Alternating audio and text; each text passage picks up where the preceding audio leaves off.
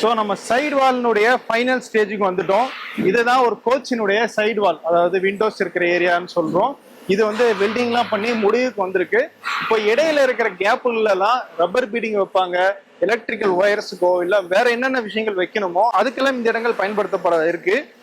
இங்க நிறைய tubes and holes எல்லாம் கொடுத்துருக்காங்க. ப்ராபப்ளி இதெல்லாம் ஒயரிங்கான விஷயங்கள்னு நினைக்கிறேன். ஸோ இதுதான் சைடு வாலினுடைய முழு உருவம். இப்படி 2 சைடு வாலும் உருவாக்கப்படும். இதே மாதிரி தான் ஒரு கோச்சினுடைய எண்டு வாலும் உருவாக்கப்படும். இதையெல்லாம் கொண்டு போய் அடுத்து அசம்பிள் பண்ணுவாங்க, ரூஃப் வைப்பாங்க, அண்டர் ஃப்ரேமிங்கும் வைப்பாங்க. சைடு வால் எப்படி செய்யறாங்க அப்படின்றத பார்த்தோம். இப்போ அடுத்ததாக ரூஃபிங்க்கு வந்திருக்கோம். இங்க ரூஃபிங்கான அந்த ஷீட் மெட்டல் அப்படிங்கிறது வெளியே இருக்க ரெடிமேடாக வந்துருது.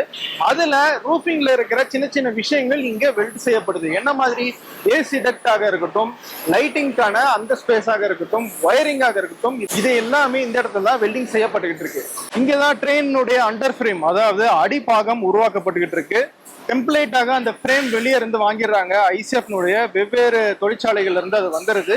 இங்க அந்த அடிப்படை கட்டுமானம் இருக்குல்ல, அந்த சைடு வாலையும் எண்டு வாலையும் வைக்கிறதுக்கு, சீட்ஸை பிளேஸ் பண்றதுக்கு, அதுக்கு தேவையான வெல்டிங்க, அதுக்கு தேவையான மெட்டல் ராட்ஸை இந்த இடத்துல பிக்ஸ் பண்ணிட்டு இருக்காங்க.